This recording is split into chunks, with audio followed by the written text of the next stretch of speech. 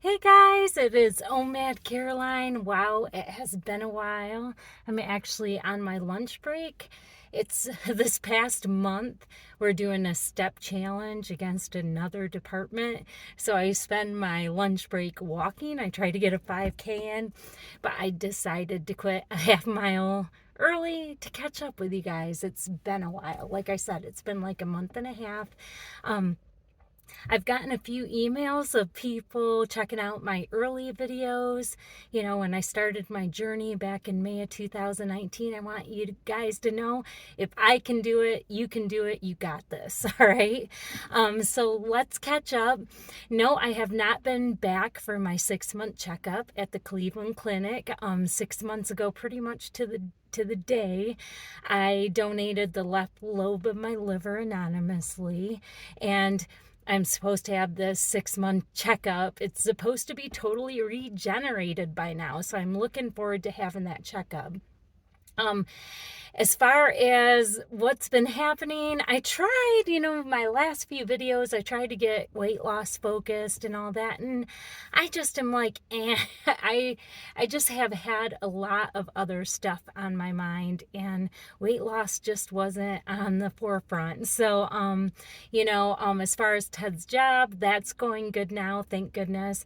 I'm still working a lot, but my little side project is a little bit easier and funner now. And then I got my normal day job. And then I have been really supporting my daughter. She is actually going for her master's degree. She is a professor assistant also. So she's taken like 21 credit hours. She's teaching two college level classes, not to mention she has to do all the reading of papers and grading of the papers and giving tests in the professor's place. So a lot of stuff's going on with her. So I find myself babysitting my grandson Tronis a lot, which I love. So I'm all good with that. So just been really crazy busy. So I want to thank you for giving me this little gap of uploading and keeping you guys updated. I just want you to know I'm happy, I'm healthy, things are going really well. And as soon as I go to the doctors, I'll let you know how that goes. I haven't really weighed in. So if you guys are new to follow me, I started my journey back in 2019 and I was weighing 235.4. My lowest weight, I'm going to honestly say my lowest weight was probably 152. Even though before I went into surgery, I got into the upper 140s. But I don't know if that was legitimately total weight loss that I could have held on to. I was just trying to prepare and get my body in the best condition I could for the surgery. So I would say I was comfortable in the mid 150s for several months. So that's probably where I would say my lowest is. Not sure where I'm at right now. I think I put on a few pounds just because I can tell how my clothes are fitting, which I'm okay with. I can get that off. I'm really looking forward to the doctor saying your liver is totally regenerated and you can eat any way you want. So, I'm looking forward to getting back to the one meal a day. I am training a lot. I have not stopped training. As soon as I started training for the sprint triathlon, it just got me really in the groove of training and racing. I'm doing races probably every other weekend, and I have a big race that I have scheduled in January in the middle of winter in Michigan. Yeah, I'm crazy. Everybody thinks I'm nuts, but I really want to do this for me. So I'm really working a lot, working out a lot and stuff. And because I was doing so much training from the beginning of working on the sprint triathlon and then moving into this race, my doctor was like, I want you to eat before and after your big workouts because I'm putting in a lot of time and some really long runs. So I'm waking up sometimes at 4:30 to get these long runs in before my work day. So yeah, so I'm looking forward to like working out fasted again. That's like my favorite way to work out. So we will see what that happens. So right now, not really, I am doing OMAD once in a while. Like sometimes I'm just not hungry and I'll just do one meal a day. If I do a long run, it's usually like oatmeal before I go for a run, and then some toast after my run. And then I usually don't eat at work, and if I do, it's usually some nuts or something like that, and then I'll eat dinner. So that's kind of what that looks like. But this week I've had a handful of one meal a day, mainly because I'm like, it's October, I'm sure my liver's back, so I'm gonna do this one meal a day, see how I'm feeling. And it went really good. Like, I think I'm gonna be able to jump right back into it, thank goodness, because I was like, oh my gosh, I do not want to go through what my first 30 days of OMAD looked like. Did not want to go through that again, but I think it's gonna be pretty good. But yeah, that is what's going on.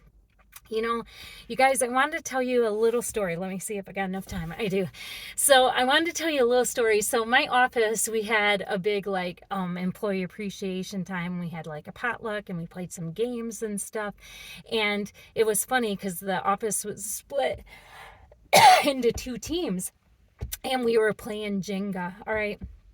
And it was like the big long version of Jenga. And my team, I did Jenga, and then on the other team my boss Julie did Jenga, and we were doing this game and we were both doing so well. And the thing is the whole time we just kept encouraging each other and maybe even saying that might be a good one, and that we equally did this. Like, we just were really supporting each other.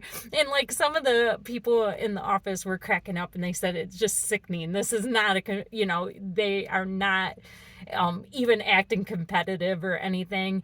And it was so much fun, you guys. Like, we got to the point like where I had to stand on a chair to get the little, the game was on a table, but it was pretty big, but I had to stand on a chair to like put my piece up on top, and like we were shaking and everything. So, but I just really appreciated Julie. Like, I think we're both the same type, very encouraging. It just was fun being in the moment together.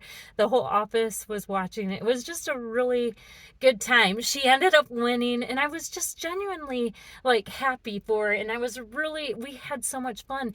But to tell you the truth, if I would have won, she would have just been the same happy as I was. And I just started thinking about that, and like how thankful I am to have a boss like Julie, and that we need to surround ourselves around people like that more often. I find myself training alone a lot and doing I just like doing races alone, and I think a lot of it is because I'm doing the races for me. It's not about anybody else.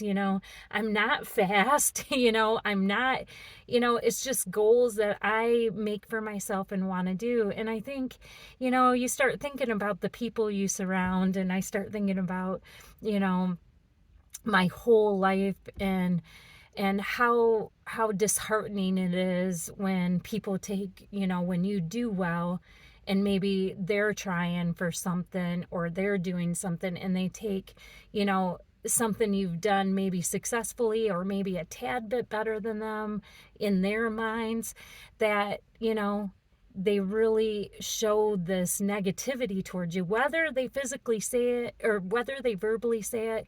Sometimes you can just feel it. You can feel the vibes and the negativity, and it just makes me just think about that, and how I really want to surround myself with more Julies. And I'm real thankful for my husband Ted. He is a Julie. He's like the male version of Julie, and I just wanted to share that with you. So like, think about who you have around, and sometimes I do think it's um I sometimes you do need to train and run and stuff alone until you find that crew and that support group. But yeah, just wanted to share that story with you quick. I just thought it was cool, and I think Julie's amazing, and it was just so much fun. Like that competitive, and I'm just not into that, and like to to have such positive vibes through the whole thing just really lifted up my spirit, and I even lost. So that is what matters. But all right, you guys, I gotta get back into work, and I hope you are all doing well. I'll try to get on more often. All right, bye.